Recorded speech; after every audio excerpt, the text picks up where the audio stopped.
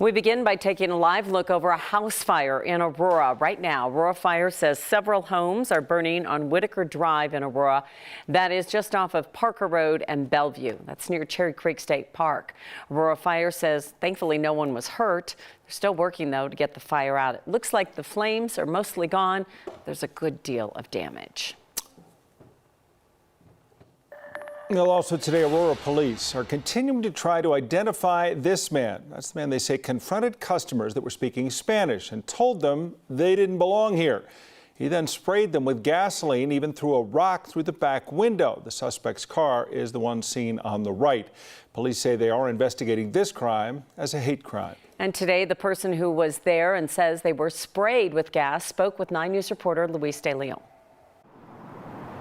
You know, it's very terrifying to see that happen, you know. Terrifying not only to hear what happened, but why it did. To pour gas, let alone hate on someone because of their skin color, their language they speak, religion, or anything like that. It's not right, you know. Chris Martinez is a cashier at this Phillips 66 gas station in Aurora. Yeah. He got to work July 23rd, just moments after where police say a hate crime happened. They're working to identify this man, who police say confronted customers that were speaking Spanish. You're not welcome here. We don't like your kind, and that was only because he was speaking Spanish. Aurora police say the suspect sprayed the customers with gas, looked for a lighter to set them on fire, and threw a rock through the back window of their car. Claro. This man, who asked to not be identified, says he was one of the customers. Yo lo mantenía con la mano así distanciado. He tells me the suspect also punched the person he was with in the neck before getting the back window of his car thrown at with a stone and having the keys stolen. Sí, estaba asustado, pero no podía darle la espalda porque me tumbaba, imagínese, ahí sí me acaba. Because it's not right, you know. Martinez says there's no place for that. Everyone deserves a chance, especially if they're just trying to make it in life. Everyone deserves a chance.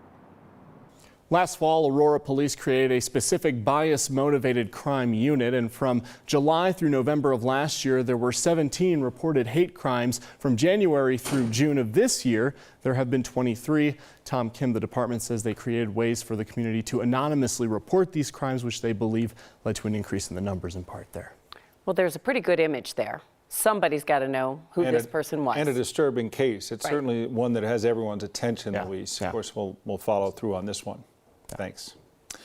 New details today in the death of a woman. She was found near a Boulder County trailhead.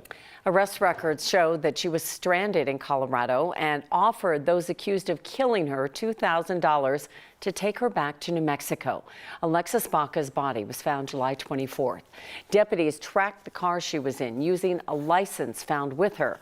That car was stopped on July 20th and the driver arrested in outstanding warrants. He told her to wait for him and eventually told deputies there were guns and cash in the car.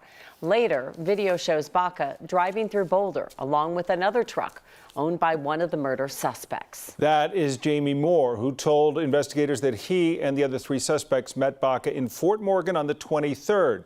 They left in 2 cars, Baca in the lead, but eventually they pulled over. Moore told police that Baca had a gun and shot at him before he fired back, hitting her in the head. Moore said that he and Cody Hoberk moved the body to the trailhead. He also said that Ashley Provine and Elizabeth Griffin wiped the car and then moved it to Breckenridge. All 4 of them were arrested in New Mexico. And we now know the name of a woman who died after falling off an escalator inside Empower Field at the Kenny Chesney concert Saturday night. 49-year-old Jimmy Goodman was sitting on an escalator railing when she fell and landed in the concourse below. She died from those injuries. Her death is being ruled an accident by the Denver office of the medical examiner. Soon there will be a new addition to the colorful murals in Rhino, but this one is dedicated to a murder victim from last year who grew up with one of Denver's most talented street artists. 9 News crime and justice reporter Matt Jablow explains. Perched on a step stool in an alley right behind Larimer Street in Rhino, longtime Denver street artist Chris Haven is helping keep the memory of a childhood friend alive. I mean, he was an awesome guy. He would come over to the house where we would all hang out at. Really nice, always smiling and funny, you know. On June 29th of last year, 38-year-old Andy Billinger was shot to death in broad daylight in the parking lot of a McDonald's in Aurora. Police say Billinger was killed by a man he met online trying to sell a gaming console. I think it's horrible. You know, it was just like a senseless act of violence and really no reason for it. It's really tragic. We loved each other and we had a really good life with our 2 dogs. MJ Holton, Billinger's live-in girlfriend, says soon after he was killed, she began to think of the best way to honor Billinger's life. And a few months ago, she found it. His work is second to none. It's just beautiful. Actually, she found Chris Haven, who had known Billinger since their teenage years in Westminster. I hope through, you know, murals like this, we can, you know, let the memory of him live longer, you know, and maintain here, which it always will, you know. After much planning and a little fundraising, Haven began work Wednesday morning on a mural of Billinger, which is based on one of Holton's favorite pictures. The light in his eyes, his big smile, the goofy grin is so classic Andy. Holton says when it's finished, the mural will be up for at least a year. She calls it a perfect tribute to Billinger, a young man who loved life and art, whose life ended way too soon. This is a place that people can go and check it out and remember how he lived his life and who he was. In Denver, Matt Chablo, 9 News. And the man accused of killing Andy Billinger has been charged with first-degree murder, with a trial scheduled to start at the end of October. Let's take a look outside on this Wednesday afternoon. A few clouds out there, not as many as even yesterday at this time. This is near Boulder. It's hot August day. Danielle. So we had that little cold front, though. Oh, we did? When was that, by the way? Just so. Cold front? What? I got up actually really early this morning. Was that at 4:10 a.m. or something, and I missed it before I got up? It was early this morning. It Okay. kind of pushed right on through, gave us some gusty winds, but daytime highs are only in the lower 90s. Oh, this is the secret cold front that nobody knew about. Okay, the super stealth. It's the not so cold front, because I know we still are in the 90s. But hey, a couple of degrees that we knocked off compared to the past couple of days, we will absolutely take it. As far as the thunderstorms out there, they're brewing up in the mountains, but we have not seen much here in the metro area. I don't anticipate seeing too many storms out there. If anything, bright blue skies, a couple of cumulus clouds sitting atop downtown Denver. Hey, look at the 80s. They're back. Fort Collins and Greeley enjoying slightly cooler weather. We're at 91 out at DIA, a little warmer out to the eastern plains, some low to mid 90s with 60s and 70s up in the mountains. So folks out there also getting a nice little break. We're at 67 in Blackhawk, 75 in Estes Park with some mid 80s around Fort Collins and Greeley, and downtown right now at 88. As we look on HD Doppler 9, you'll notice around the Front Range we have storms just lurking off to our west. So if you are kind of staring in that direction, you might notice some darker skies. A little bit of thunder rumbling across the Evergreen Conifer area. West Creek also looking at some pretty steady storms starting to push in. Otherwise, around Pagosa Springs, heading out toward the San Luis Valley, we'll be watching out for just a couple of fast-moving thunderstorms later this evening. Here we are about 5, 6 o'clock. Might find a few around the Palmer Divide through Douglas and Elbert counties. Otherwise, not a lot. It's just still too dry down here at the surface to get any real rain out of these storms.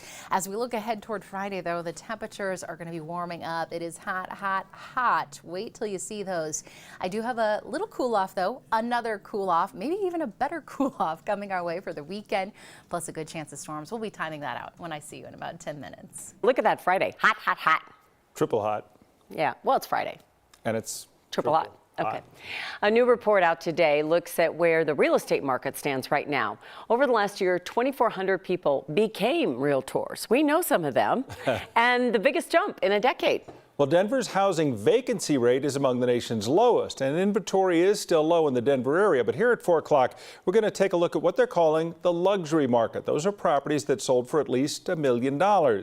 Last month, listings for luxury properties were down 22%.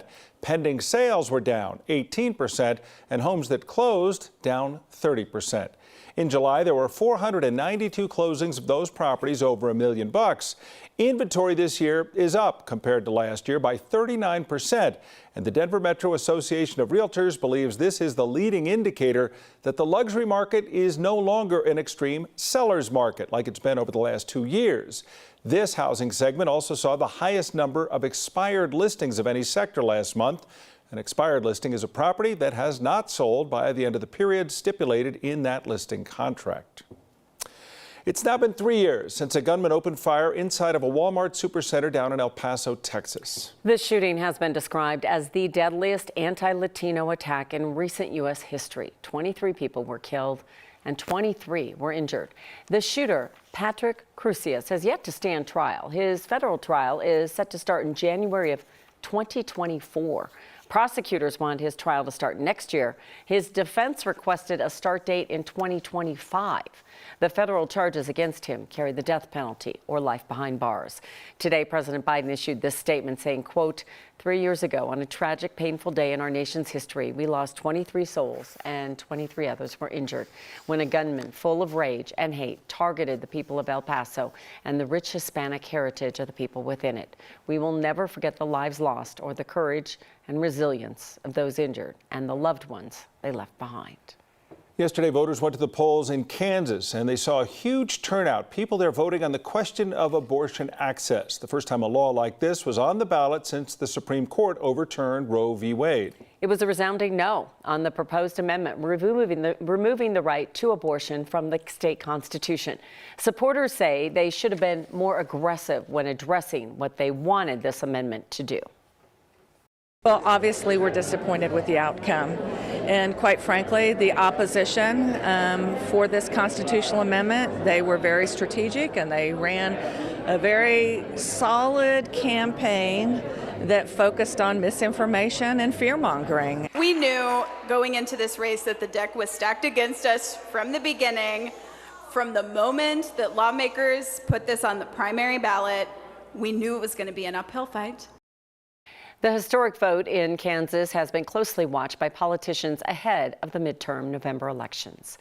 Authorities in Alabama were called to check on a 12-year-old girl wandering down the road, but that was only the beginning. Yeah, the girl, once they found her, led investigators to a home, and there they found 2 decomposing bodies.